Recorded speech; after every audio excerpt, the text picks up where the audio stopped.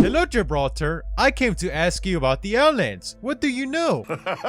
Now, isn't that a loaded question, brother? Long story short, I grew up here in Solus and I loved it. It may not have been the way for everybody, but I tell you, it's been a good time. Of course, I'm a positive guy, so what do you expect? My parents raised me that way. And what about the long story? That's only one, huh? Well, my shiny little friend, the history here goes back a long time, and the Gibraltar family has been here right from the start. A lot has changed since then, and it keeps on changing. The Outlands weren't always the ray of sunshine we see today. You know what I mean, Pat? Sadly, I don't know what you mean, but I like that you call me Pat. When I was born, the IMC ran the show. I'm sure Bangalore or another legend know a bit more than me on how they got here. But what I know is that there was a split between those who came with them and those who had lived here for generations. The later is where I came from. The Gibraltar family was part of the very first expeditions that came to the Outlands over 400 years ago. I remember my Kapuna telling me stories. She said it took almost 20 years for our family and thousands of others to travel across the unexplored frontier from the core system to reach our home here in Solus. It was one way to change a life or two, but the Gibraltars always had something constant. And she pointed at my chest and said, our hearts. And then she'll tell a story that had been passed down from Kapuna to grandchild for a long time. A journey of Little Mouse. My jolly Gibby, listen closely, for this is the journey of Little Mouse. Many courageous civilians volunteer for a journey across the frontier, with hopes for a better lives for their families, including our own. Some knew each other, some did not, but they all knew they had to learn to live in peace aboard the IMS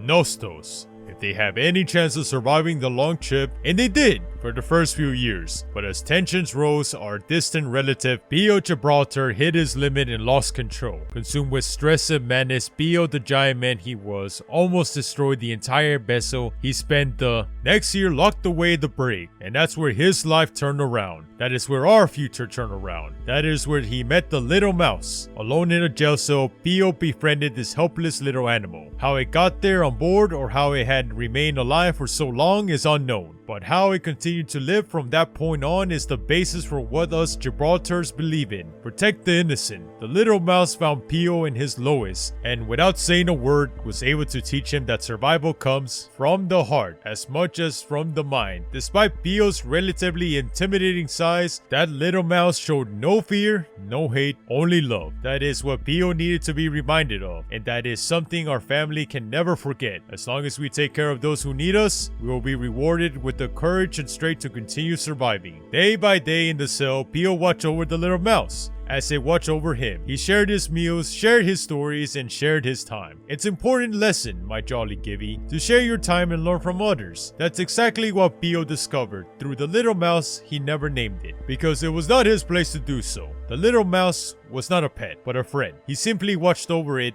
as it watched over him. Outside the cell, the IMS Nostos had completed half of its initial journey, but reports showed it would possibly take much longer than originally expected. Communications with the other IMS expedition vessels were lost, and understanding that they were completely on their own finally sunk in among the passengers and crew. Fear and doubt spread like wildfire through the vessel. Right about the time Pio was released, but he did not lose control. In fact, he took this as a challenge against what he had learned during the time in confinement. Pio believed the residents' dependence on the IMC clouded their true potential, and that they needed was to be reminded of the courage and strength they had possessed from the day they set out their journey. With the little mouse safe inside his pocket, Pio volunteered to spearhead the development of a small community-run recreational center. Pio believed the residents of the IMS Nostos needed a place so they could spend time together and learn from each other. Unlike the schools, the Little Mouse Recreational Center invited all who cared to join, day and night, to tell stories, play games, and ultimately become united. When the IMS Nostos arrived on the planet Solus nearly 10 years later, the first colony was named Little Mouse, which is where you were born, only 10 kilometers outside Solus City. The colonies put their differences aside, took their doubts and fears, and replaced it with hope. Working together, the residents and their descendants became the first to colonize the Outlands. Pio lived a long and fulfilling life, and the little mouse continues to live in this story from generation to generation. From our ancestor Pio to your grandfather Alekin. And now, to you. Good night, my jolly Gibby. Wow, I've been to that town. It's where I grew up, brother. My family never left, which is why it's so nice. But of course, some colonies grew just a bit too big to handle, kinda like me. Working together became more of a challenge, but that didn't stop the Gibraltars from doing their part to help those in need. You see, we always looked out for others. That never stopped. It was the Gibraltars who created Saros. Who is Saros? Not who, my metal brother. The Search and Rescue Association of Solus was created by my family about 200 years ago. There was supposed to be support from the IMC expeditions, but they never came. So our people took it upon themselves to build their own lives. They didn't do too bad of a job either, considering the lack of resources and differences of opinions. It wasn't harmony, but it was what was needed at the time to keep things moving forward and to survive. Saros was open to all volunteers and took donations from whoever they could. I think I got some old stuff from that time. Gibraltars tend to keep things longer than they should. Saros sounds like a fun group of friends. I think it was when I first started, but from what I was told, things changed a bit when the IMC came back around the mid-2600s to reclaim what they believed belonged to them. The Outlands had become home to generations of us early settlers, so someone laying claim to what we built? Well, let's just say it didn't go over so well at first. Some battles were fought, but in the end, the IMC promised safety, security, resources, and practically everything we needed to expand our homes and prolong our survival. Agreements were made, and within a day, IMC outposts, factories, and facilities began popping up all over the place, and there wasn't a building, market, or street corner without the IMC security watching over you. Even the outer territories saw their share of IMC presence. Despite their opposition, I know some people felt safer, like it was a good choice and made for better living. They even created the Thunderdome Bloodsport at Kings Canyon, which brought some jobs to Solus, but there were many who knew the IMC were up to no good, and they were right not to trust them, because when the Frontier War came to an end, we were all abandoned. Oh no, what did you do? Solus was the last place the IMC left, so in some ways we were luckier than others. When the Civil War broke out, many people on Solus refused to get involved, even the Gibraltars. We were selfish, and we stayed to protect our own instead, and I didn't agree with it all. It got dangerous out there, Path. Dozens of territories, killing each other over power, and there I was arguing with my parents, being told not to help for the first time in my life. I have friends who fought and friends who died in that war. I know our poor buddy Elliot lost his brothers, and I'm sure there are a few other legends who could probably tell you a bit more about the war, but not me. So to answer your question about what I did, I ran away. I made my way to Solus City and picked up a job working at Thunderdome. There weren't many places a 14-year-old boy like myself could get a job, but the Thunderdome was on its last legs and took on whoever walked through the door. I think it was closed down for good a few years later, around 2719, when the INC left Solus. I survived on my own for a few months, which wasn't easy. I sent a letter to my parents so they'll know that I'm fine, but not to come looking for me. It was a lonely time in my life, but that's where I met someone very important to me. His name was Nick Gentile. Nick and I worked at Thunderdome. We cleaned the seats after the games, stocked the markets with food and drink. It was a part-time gig, but at least we got to watch some of the fighters. I learned some of my moves from them, you know. I always wanted to jump down and fight, but Nick held me back, which was probably good because I would have gotten quickly destroyed. I guess I figured if I couldn't fight in the war, then maybe the games would scratch that itch, but when the game shut down, me and Nick found ourselves out of a job and with barely a coin to our names. One night, we got to chatting about the war. I told him the story of Little Mouse and how I wanted to join the fight because that's what a real Gibraltar would do. And that's when I told him my plan. I convinced him that he should run away together, join the fight, and do whatever it took to protect our friends, together. I could have just gone by myself, but maybe I didn't want to go alone. Or maybe I didn't want to leave Nick. I think knew that. Or maybe I pressured him into doing that. Either way, we were both in. It was the middle of the night and I snuck back into my parents' home. I had packed up a double bag with everything that I thought I needed and left the note before stealing my father's old motorcycle to go pick up Nick. I remember it was starting to rain that night and I began to have second thoughts. But I knew when Nick snuck out of his window that it was the right thing to do. We had booked charter to Gia right outside Solus City, not too far from Little Mouse, but I remember being in a rush. Nick always took a little longer to get ready than I did. so I decided to take a shortcut through Cascade Mountains. Big mistake, brother. Big mistake. I remember the skies went from a beautiful bright purple to being covered by a blank of dark rain clouds as far as the eye could see in only seconds. And in that same amount of time, I blink of an eye, I lost control of the bike and I almost hit an oncoming vehicle, but I dodged it, only to crash through the guardrails and skid off the side of the cliff. When the dust settled, Nick was completely knocked out. The bike had crashed at the bottom of the cliff, but we somehow managed to get caught on a rocky ledge just before the final drop. When I tried to move him,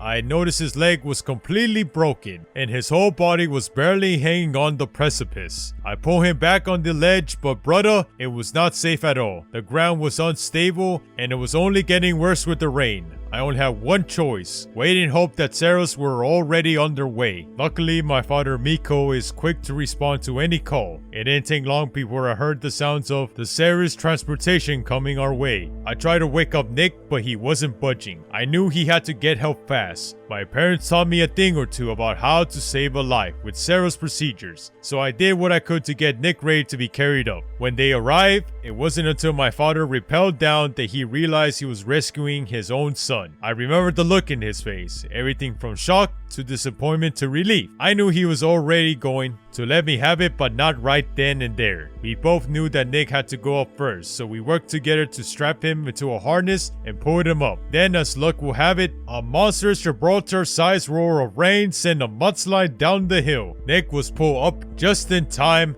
but my father and I were sent down the side of the cliff. We crashed another 20 meters down with my father's arm completely crushed under a rock. I still remember the taste of the water in the mud that almost killed us. I had to think quick to save our lives, so I grabbed my father's bubble shield and covered us. The breeze kept falling, but that handy shield protected us both just long enough for Sarah to send another team member down to get us. You know what, brother? It was the first time I ever used that bubble shield, but that's not why I remember that night. I put a lot of people in danger. Nick, the whole Sarah's team, myself, and my father, who lost his arm because of me, but he didn't know that. For some reason, Nick took the fall for me. I don't know why he did it. Chuck it up to his gratitude being sent up first or his grand stupidity of young love. But when Nick was questioned, he said the whole thing was his idea, that he stole the bike and he was driving. As my father and I were lifted up to the clouds, Nick gave me a look that said, "Don't worry, it's going to be alright." But I know even then, it wouldn't be. I woke up to my father at the hospital as guilty as the sky is blue, but he didn't yell. He just looked at me, smiled, and said, I know,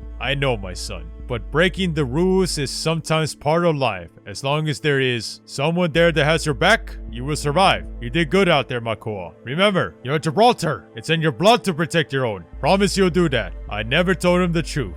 I never really told anybody the truth. Nick's parents wanted him to learn his lesson and had him sent to Juvenile Delinquency Center. To this day, I don't know what happened there. We lost touch. I tracked them down years later. It was bad. Involved with the wrong people, relying on the wrong things to get through the day. That damn place turned a good kid with a good heart of gold into a criminal with no hope, and now he had a baby. A little boy. He got the wrong future because I was too scared to tell the truth. That kind of mistake eats you up, brother. How do you make up for that? How do you get back a lifetime? After that, I realized I couldn't leave Solis because Solis needed me. It wasn't long after my father handed me the bubble shield and told me to get practicing because it was time for me to change a life. And I did. For him, for Pio, and for Nick. And that's why you joined the games. It all makes so much sense to me, friend.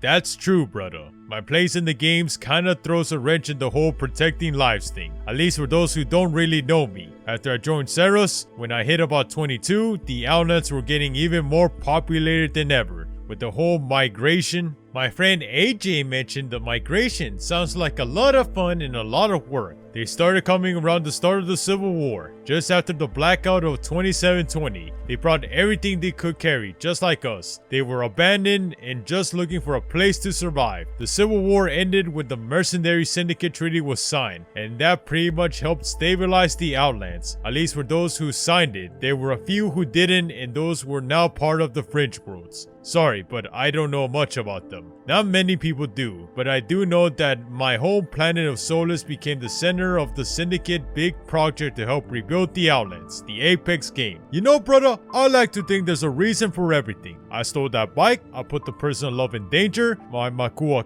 lost his arm, all for a reason. I don't know if I'm in the right or wrong, but I believe I was meant to be here when those desperate, innocent people came to the Outlands searching for a home. If I have gone to the fight in the Civil War, I may not have been around to change all the lives I changed since working with Saros, but it was. Not only did the population of Solus triple when the treaty was signed, but it was also where the Syndicate brought back the old Thunderdome that Nick and I used to work at. I guess they believed it would help bring jobs and whatever else they needed to get the Outlands back on their feet. And who am I to argue? It worked. Of course, there were many who didn't really like the idea of blood sports, and I don't blame them. It was a dangerous place, and it's only meant for those who understand that risk. But we're not killers. We all have our own reasons to fight, but very few do it for a reason. I'm searching for my creator. It's been a mystery for my whole time of living. That's right, brother, and that's why I led you to me. But I'm sorry to say that I'm not one with the answers, my friend. Solus is a good place to start, but the great mystery of this place lies in the King's Canyon. I see it's part of your little recording too. I know Rafe has connections there, but the wonderful little Natalie Paquette is our expert on that island. She grew up there and knows all the secrets. I know, Watson. Thank you, friend. Goodbye. Not a problem, brother. Just remember, you were built for a reason, just like I was. We all have our place in this world. Sometimes you just gotta let it find you. Best of luck, Pat. Thank you, friend. Data points received.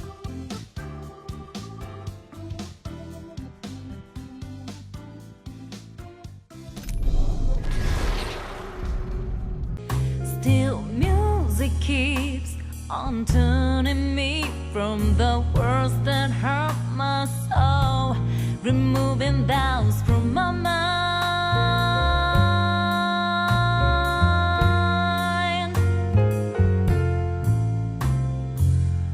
Those long days passing by from the door, like late summer days slowly fade away, finding ways through the favorite tune played all day with my